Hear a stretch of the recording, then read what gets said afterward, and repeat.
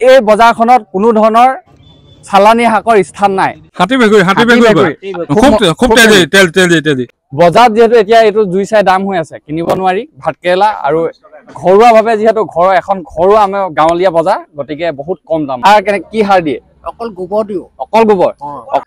ৰঙিলি পমিলি নদাই ভদাই সকলো বজাৰলৈ আহে। নমস্কাৰ, স্বাগতম জনাইছো আজি নতুন এটা ভিডিঅ'লে। মই পলাশে আৰু আমি যে কৈ থাকো পথাৰ আমাৰ বজাৰ আমাৰ, আৰু পথাৰ আমাৰ বজাৰ আমাৰ আমি অকল মুখে কৈ থাকিলে নহব, হাতে কামে কৰি দেখুৱাব লাগিব। আৰু সেই হাতে কামে কৰি দেখুৱাবলৈ আজি এখন শুভাৰম্ভণি হৈছে এখন বজাৰ, একেবাৰে ঘৰুৱাভাৱে সকলোবিলাক ঘৰৰ নিজৰ বাৰীত হোৱা শাক পাচলি আজি এখন শুকুৰবাৰ বজাৰ। আপোনাৰ বাৰীত যদি কৰিছে ভাত কেৰেলা খেতি, তেতিয়াহ'লে লৈ আহক এই বজাৰখনলৈ। যদি আপোনাৰ বাৰীত আছে ঢেকীয়া দুমুঠি, আৰু সেই ঢেকীয়া দুমুঠিও আপুনি লৈ আহক এই বজাৰলৈ। এই বজাৰখনত কোনো ধৰণৰ চালানী শাকৰ স্থান নাই। ক'ত এইখন বজাৰ আপোনালোকক কৈ আছো, এইখন হৈছে চৰাইদেউ জিলাৰ মথুৰাপুৰৰ ৰাঙলী চুকৰ এই ঠাইখিনিত। আৰু এইফালে দেখিছে আপোনালোকে ঢেকীয়া শাককে আদি কৰি এইবিলাক হৈছে ঢেকীয়া শাক। ঢেকীয়া শাক ক'ৰ পৰা আনিছে? ঘৰ মানে ঘৰ বাৰীৰ পৰা ছিঙি আনিছে। কেইটকা মুঠি? 10 টকা। আৰু যিহেতু থলুৱা বুলি কৈছে, এইফালে ওলাইছে হাতী ভেকুৰী আৰু হাতী বেগুৰি খুব তেজি। কেনেকে বনাই খাব? এইটো বইল কৰি সিজিলে নহয়, তাৰ পৰা মিঠাতেল অকমান দিয়ে, পিটিকি পিনে খাব পাৰি, ফালি পিনে আকৌ ভাজি পিনেও খাব পাৰি।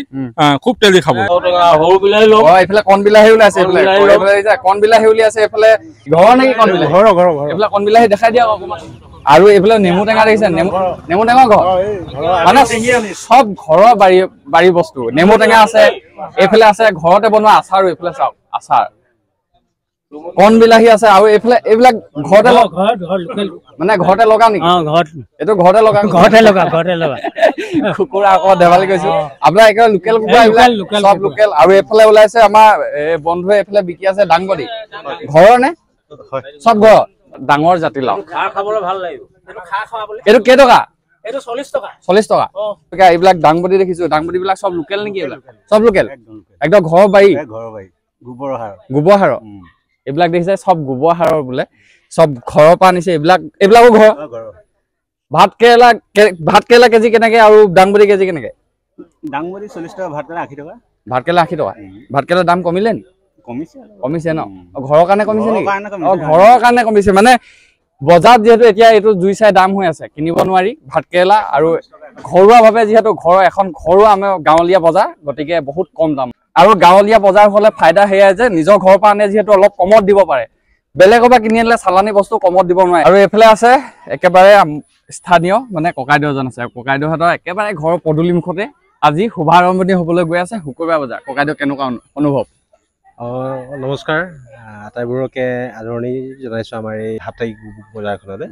আৰু ইয়াত বাহিৰৰ বস্তু নাই, আমাৰ যিখিনি গাঁৱৰ কৃষকে যিখিনি নিজৰ ঘৰতে প্ৰস্তুত কৰিছে, সেইখিনি বস্তুকে আমি ইয়াতো কৰিবলৈ উলিয়াবলৈ সক্ষম হৈছো। আৰু আমাৰ গাঁৱৰ যিটো অৰ্থনৈতিক দিশ, আমাৰ সেইটো আৰু আগবাঢ়ি আহক, সেই উদ্দেশ্যৰে আজি এখন বজাৰ, সাপ্তাহিক বজাৰ। আৰু ইয়াত আজি আমাৰ সোণাৰী সমষ্টিৰ বিধায়ক আমাৰ অতি মৰমৰ ধৰ্মেশ্বৰ ডাঙৰীয়াদেৱে আহিব। আমাৰ এই বজাৰখন তেওঁৰ হাতেৰে আজি শুভাৰম্ভণি হ'ব। সকলো ৰাইজকে আমাৰ এই বজাৰলৈ মাতিছো, আহক।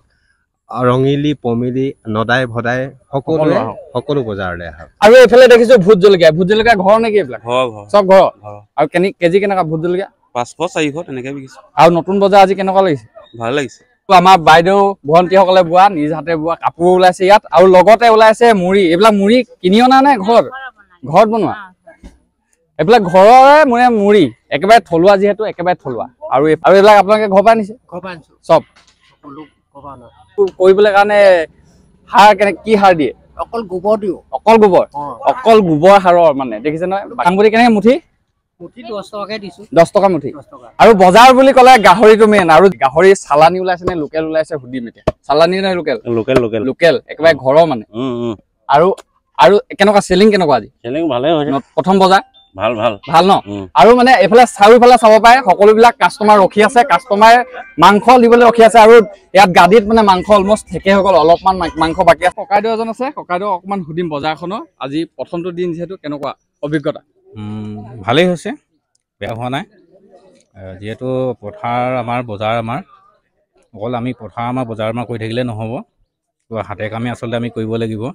প্ৰথম কথা পথাৰত আমি যিখিনি শস্য উৎপাদন কৰোঁ সেইখিনি আমি বজাৰত আমি উলিয়াই দিব পাৰিব লাগিব। ৰাতিপুৱাৰ পৰা যেতিয়াৰ পৰা 7টা বজাৰ পৰা আৰম্ভণি হৈছিলে 7টা বজাৰ পৰা মানুহে ভিৰ কৰি মাছ অলৰেডি শেষ কৰি দিলে। মাছ ওলাইছিলে আৰু যি মাছ ওলাই ইয়াতো লোকেলে ওলাব আৰু গাহৰিও লোকেলে, সকলোবিলাক লোকেল আৰু আপোনালোকক সেয়া আজি দেখুৱালো। আমাৰ এনেকুৱা গাঁৱলীয়া অঞ্চলবিলাক আৰু উন্নতি হওক, ক্ৰেতা বিক্ৰেতা বুলি নহয় সকলো আহক আৰু সহযোগিতা কৰক। আৰু এনেকুৱা এখন গাঁৱলীয়া বজাৰ খুবেই বেছি প্ৰয়োজন। আপোনালোকক সেয়া আজি এই ভিডিঅ'টো দেখুৱাবলৈ চেষ্টা কৰিলো। যদি আজি ভিডিঅ'টো চাই ভাল পালে তেতিয়াহ'লে লাইক কৰিব, কমেণ্ট কৰিব আৰু আমাৰ স্থানীয় যদি কোনোবাই চাই আছে তেতিয়াহ'লে জনাবলৈ আপোনালোকে শ্বেয়াৰ এটা কৰিবলৈ একেবাৰে নাপাহৰিব। খুব এটা ভাল উদ্দেশ্য আৰু মহৎ উদ্দেশ্য বুলি ক'ব লাগিব। আৰু এতিয়ালৈকে যদি পেজটো ফ'ল' কৰা নাই পেজটো ফ'ল' কৰি লওক। ধন্যবাদ। আজিলৈ ভিডিঅ'টো ইমানতে শেষ কৰি দিছোঁ। জয় আই অসম।